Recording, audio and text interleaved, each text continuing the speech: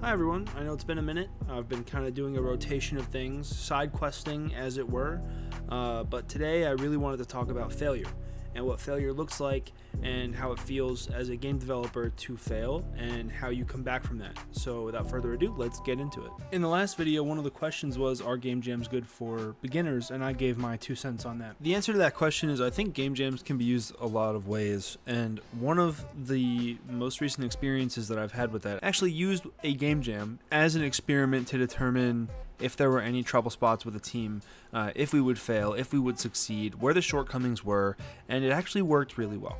But so we joined this jam, and then we had to wait for the theme to be announced by the hosters of the jam. The theme dropped, and the theme was feedback loop. If you're unfamiliar with what a feedback loop is a system where the output of a process is fed back into the system as input.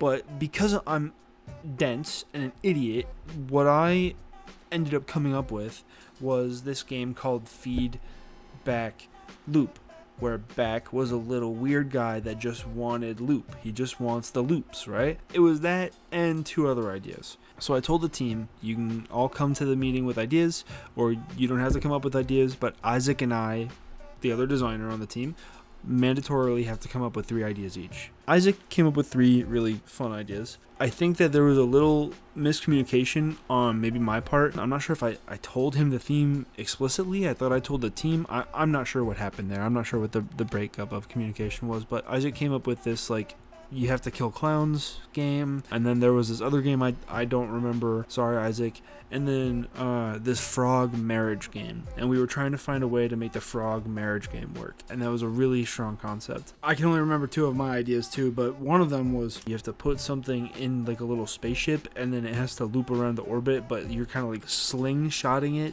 like Angry Birds, but you have to like work with gravitational pull, which I thought was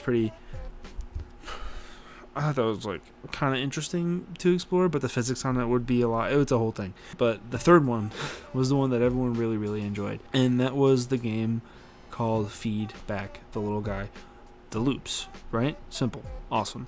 So then we just had to get started. It was supposed to be a really funny, kind of just goofy, nothing burger of a game, right? You're just feeding a little guy some loops around your house. By loops, I mean like we were planning on putting in donuts, SpaghettiOs, Cheerios, onion rings, and there's one more, I forget the last one. Each week it would change. It was just going to be levels that were set dressed differently with different foods in different locations with different stuff in front of it that would make it less convenient for you to be able to get the food and give it to the guy. That's all the game was. But then the goofiness started kind of rolling in, and we had ideas to make eldritch sounds when Back was eating, and you had to look away from him in order for him to do anything. In theory, it sounds really simple, right?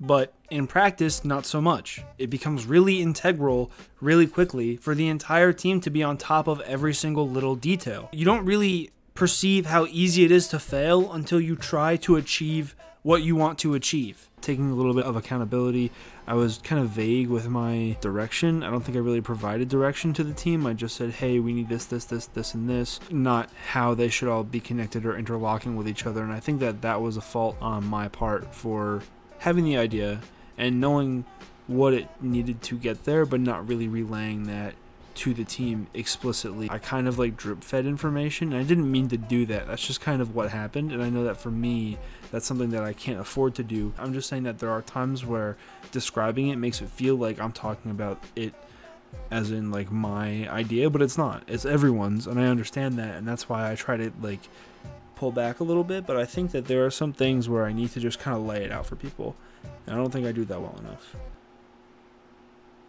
Sorry for the tangent.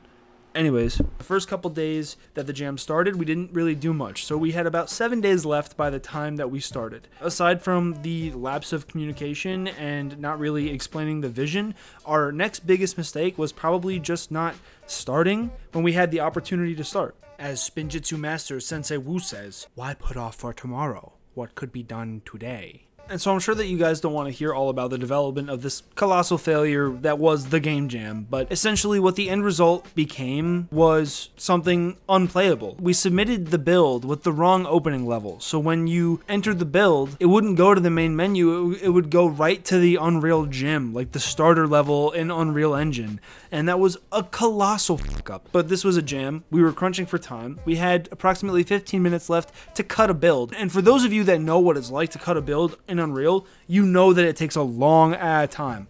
It is not something that takes, 15 minutes. Thankfully, I have a good computer, and it only took 15 minutes, and I submitted it at, a minute before the jam was due, but that's not normal. And that's not what a normal team should look like or function like, and that's something that we all understood and processed after the fact. And that's what I want to get into next. Don't look at failure as failure, look at it as an opportunity to do better work, to know that you're capable of more and deliver more the next time. It's not good to fail. I'm not saying go out and fail all the time, but until you get things right, be comfortable and own your failures. Own the fact that you're not going to get it right the first time, that it does take iteration, and I'm looking for a word here. I don't know what word I'm looking for. But yeah, it definitely takes iteration. Also, I'm sorry, I'm wearing like 8 different shirts in this video. I've recorded this over the span of like 2 weeks. Don't mind the hair. Don't even talk about my hair. Don't even look at me. No, I'm kidding. Like the video, subscribe, do all those things. You can look at my hair as long as you want. I love you. Something else I wanted to talk about was how it feels to invest the time that you invest and fail anyways. And I'm going to be honest with you guys, it sucks. Putting time into and dedicating time for a project that ultimately ends up going nowhere or is just a bad experience always feels shitty. It always feels terrible, and it feels like you could have done a million different things better, and that's the point. You should want to feel like you could do a million different things better, and you know what? The next time you do those things, do them the way that you figured that you should have the first time. Learn from your failures. Learn from your mistakes. It's so critical and so crucial as a game developer that you stay open to receiving these criticisms from your team and yourself on how you can improve. Because if you're closed off to it, most likely you're just going to keep failing. If you think you're right about everything, you're just going to keep failing. And let me tell you, I'm right about a lot, but I'm not right about everything. So I'm open to critique to let people, kind of bust my balls and chop my shit up when I don't do something correctly. And that's super hypercritical to this entire development process. Bouncing back from failure isn't easy. It's not going to be easy. It's going to take time, and it's going to take dedication and motivation to work even harder and try to iron out some issues that you were having the last time that you took a go at something. Evolve your approach.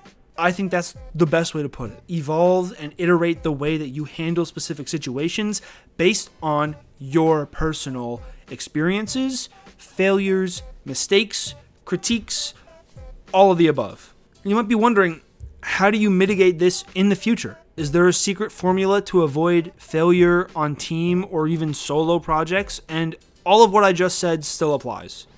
Just be open to the critique and to the failure. Be open to it and embrace it and understand that it isn't going to be forever if you learn from it. But so what about the game, right?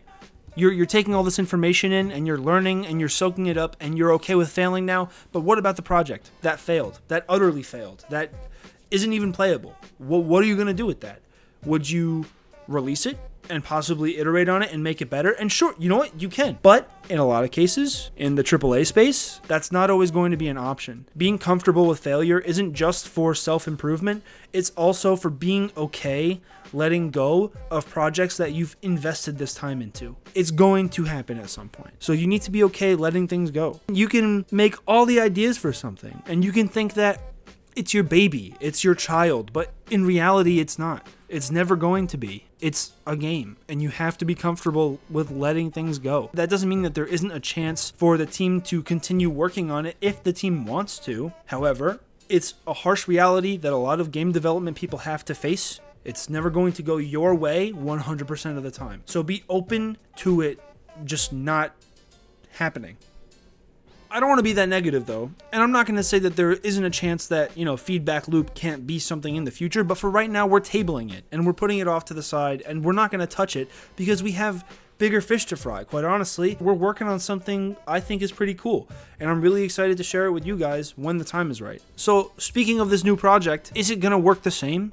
Are we gonna fail the same? I mean, the short answer is no, hopefully. But you have to enter every project as if it's brand new, as if you know nothing. And I think in a lot of cases that will happen naturally. You won't force yourself to know nothing. You'll generally be a little confused at the start of every project.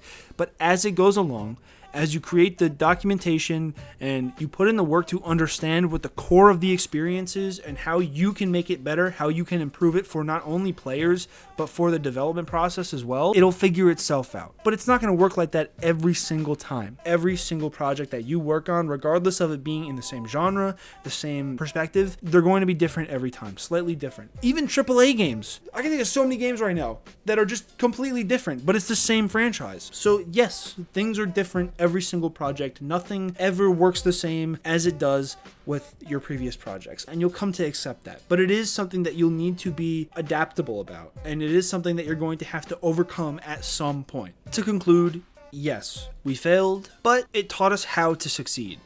And I think that should really be the takeaway. Pretty basic stuff, but for game development, it's really important to not psych yourself out and think that the world's going to end because you failed at something. It's fine. It's okay. It's going to happen. Thank you guys for tuning in. I'll catch you in the next one. And I hope y'all had a fantastic 4th of July and just a great couple weeks since the last video overall. I'm going to try to be posting a lot more. I've just been lacking motivation. I'm also trying to find a job. So like, cut a guy some fucking slack, all right?